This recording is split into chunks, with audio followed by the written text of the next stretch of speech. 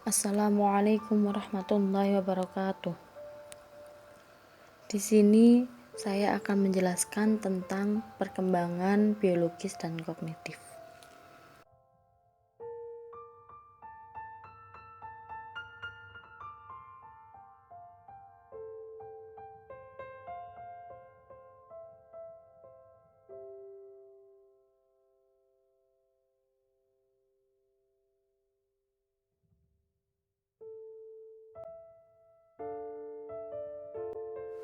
Sebelum memasuki materi, di sini saya akan memperkenalkan diri saya. Nama saya Eka Rizky Lelatul Indi. Saya berasal dari Prodi Tadris Matematika semester 4 YIN Kediri. Sebelumnya, saya akan bertanya, apa sih masa remaja itu? Masa remaja adalah pergantian dari masa kanak-kanak menuju masa dewasa yang meliputi perkembangan biologi, kognitif, dan sosial emosional. Benang-benang aspek perkembangan tersebut terjalin dalam kehidupan remaja. Perubahan pada masa pubertas tentunya bisa membuat para remaja kebingungan. Meskipun segala perubahan tersebut memunculkan rasa bingung, berbagai pertanyaan, ketakutan dan kecemasan, tetapi banyak di antara kita berhasil melaluinya dengan sangat baik.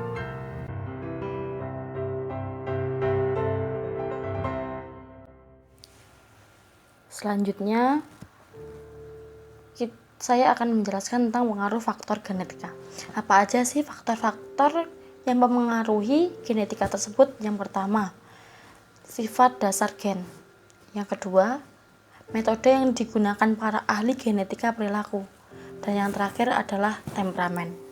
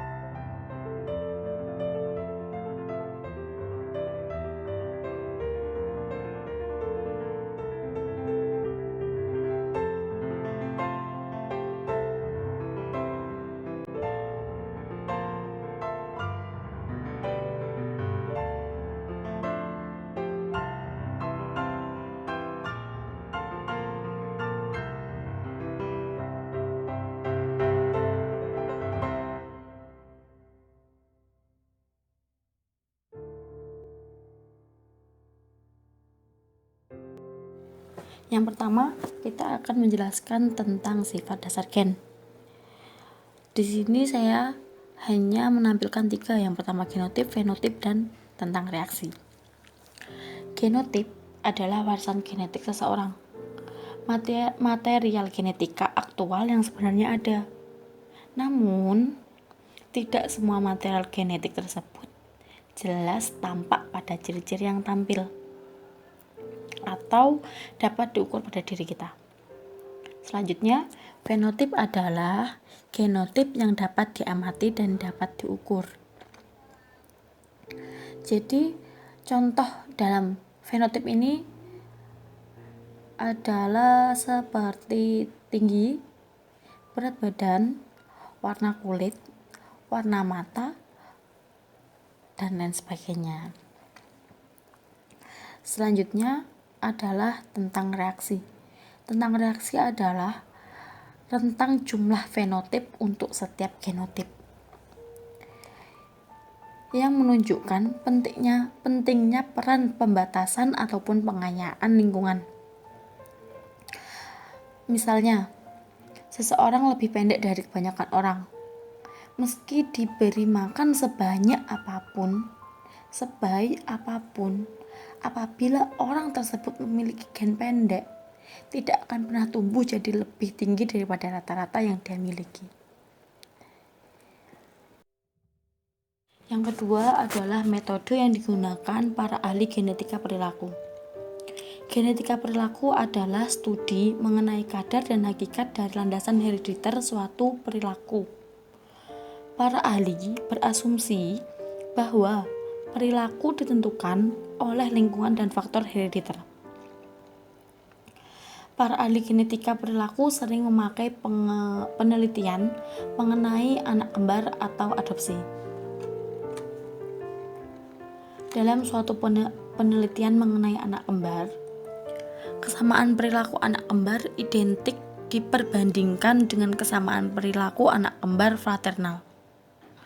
Kembar identik tumbuh dari satu sel yang dibuahi menjadi 2 replika yang identik, masing-masing menjadi satu anak. Sedangkan kembar fraternal itu berkembang dari 2 sel telur yang berbeda dan sperma yang berbeda, sehingga secara genetis keduanya kurang mirip satu sama lain dibandingkan dengan kembar identik.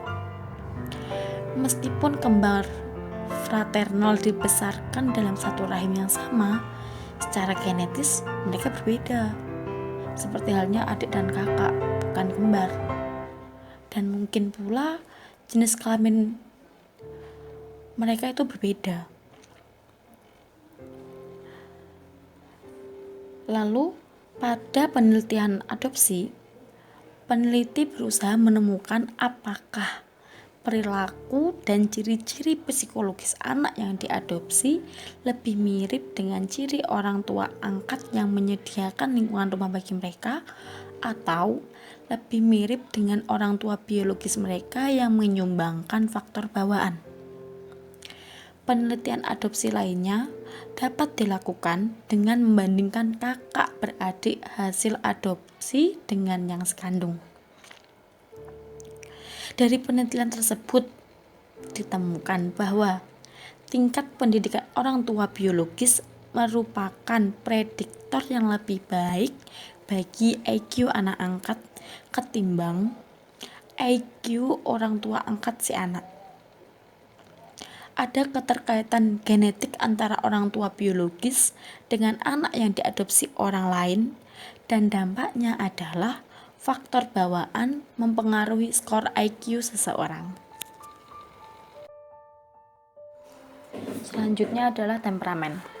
Temperamen adalah gaya perilaku dan cara berespon yang khas.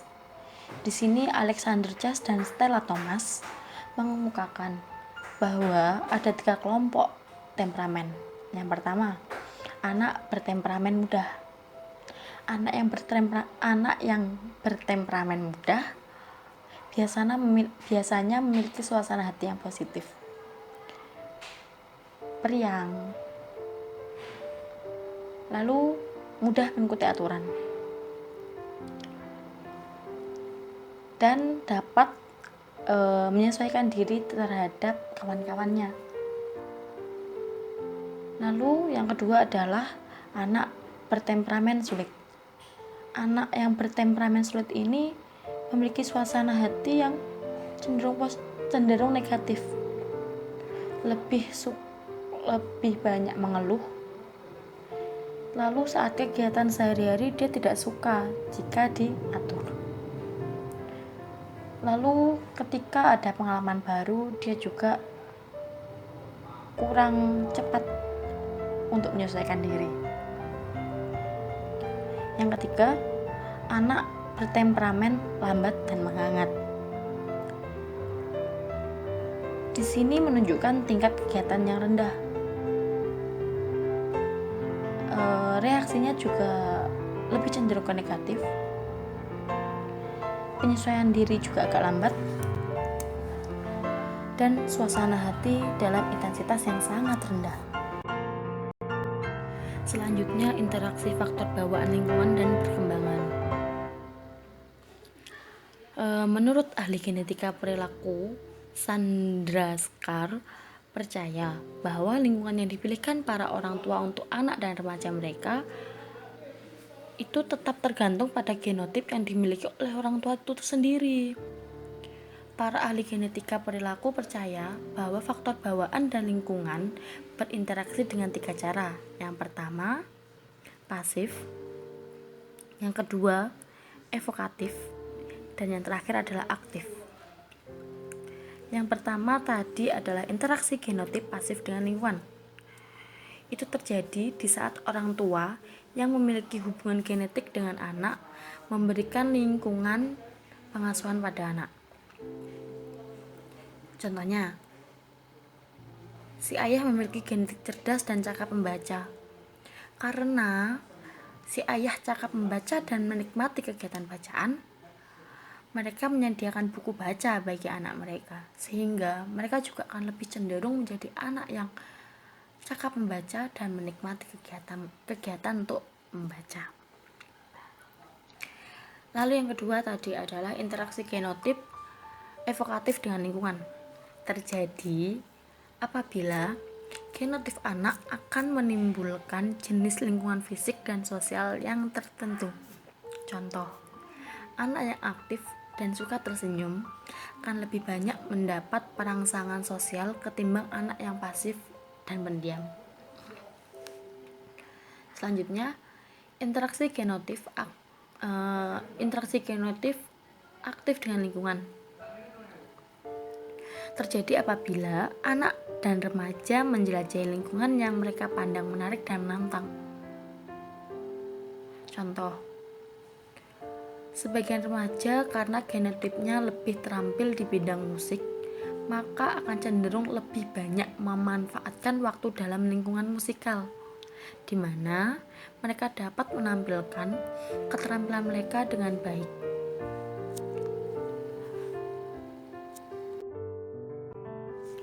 Selanjutnya adalah ciri umum pertumbuhan fisik pada remaja.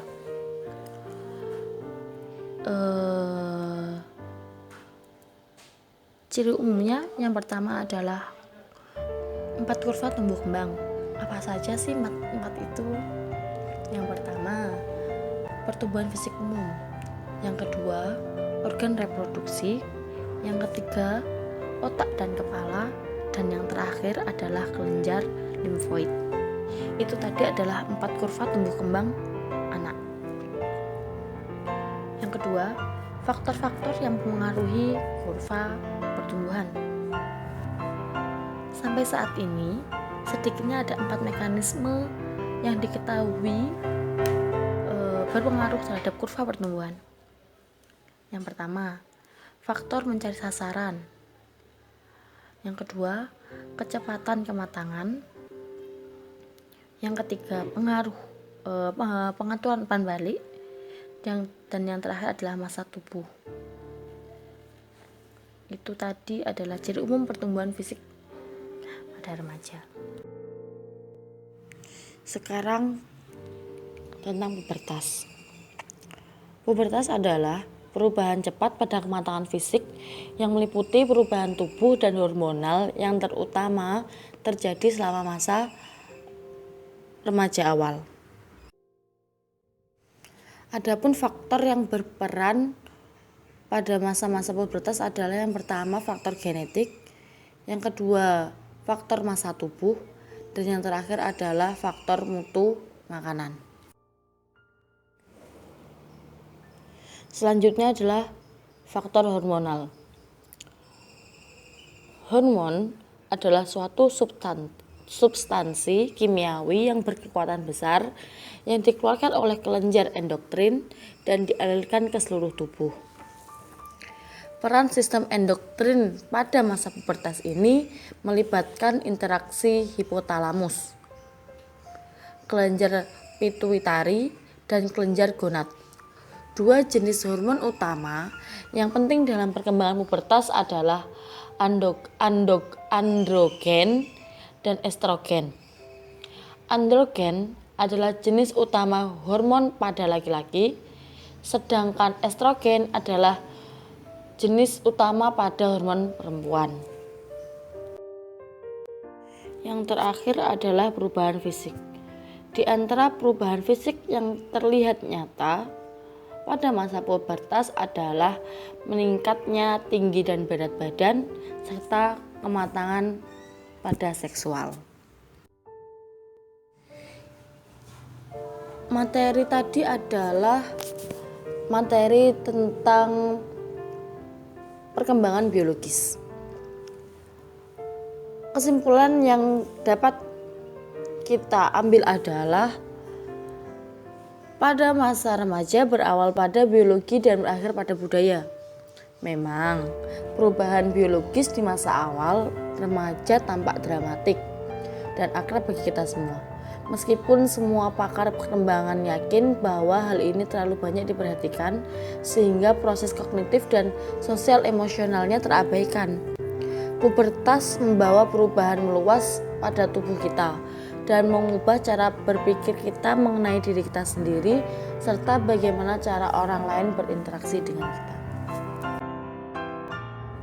Setelah tadi kita telah membahas tentang perkembangan biologis, sekarang ada tentang perkembangan kognitif. Yang akan saya ambil adalah pendapat tentang Jan Piaget dan kawannya. Siapa sih Jan Piaget itu? Beliau adalah pakar biologi dari Swiss yang hidup dari tahun 1896 sampai 1980. Pada awalnya, Piaget lebih tertarik untuk meneliti perkembangan kognitif pada manusia. Jan Piaget berpendapat bahwa anak-anak membangun secara aktif dunia kognitif mereka. Informasi tidak sekedar dituangkan ke dalam pikiran anak lewat lingkungan. Anak-anak menyesuaikan pemikiran mereka untuk meliputi gagasan-gagasan yang baru. Proses ini dikenal dengan istilah asimilasi dan akomodasi. Teori perkembangan kognitif Piaget salah satunya adalah teori yang menjelaskan bagaimana anak beradaptasi dan menginterpretasikan objek-objek dan kejadian-kejadian yang terjadi di sekitarnya. Piaget membagi perkembangan kognitif menjadi 4. Yang pertama, tahap sensori motor. Tahap sensori motor ini berlangsung ketika sejak bayi sampai usia 2 tahun.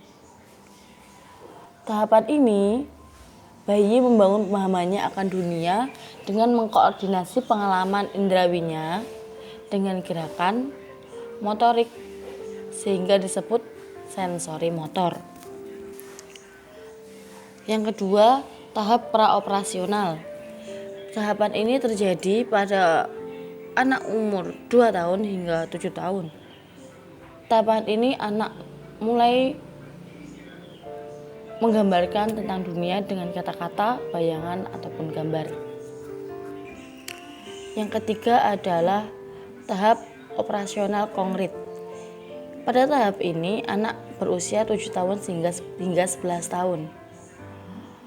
Hubungan operasi menurut Beckett adalah hubungan logis di antara konsep atau skema. Sedangkan konkret adalah aktivitas mental yang difokuskan pada objek-objek atau peristiwa yang nyata. Proses yang penting pada tahapan ini yang pertama adalah Penguturan adalah kemampuan untuk mengurutkan objek menurut ukuran, bentuk, atau yang lainnya. Yang kedua, klarifikasi. Yang ketiga, decentering.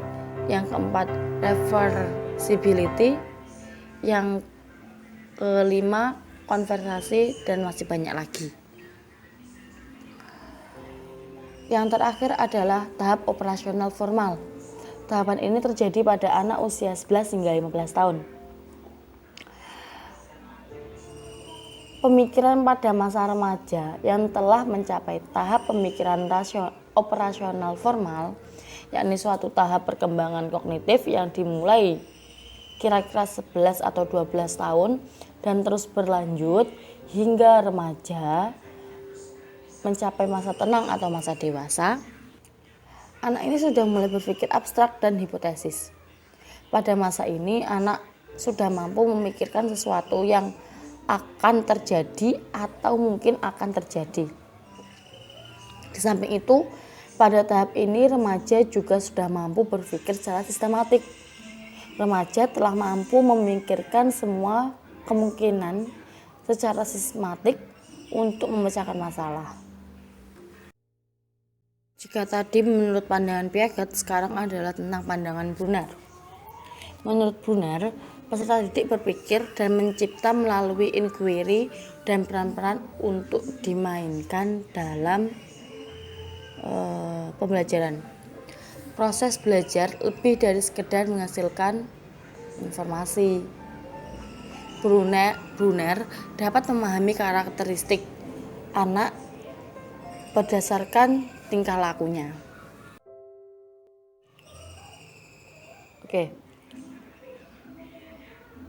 Karena Brunner memahami karakteristik perkembangan perkembangan remaja melalui tingkah lakunya, maka ada beberapa tahapan yang menggambarkan tentang tingkah laku. Yang pertama, tahap enaktif. Tahapan ini diperoleh melalui respon-respon motorik. Anak memulai memahami tentang lingkungan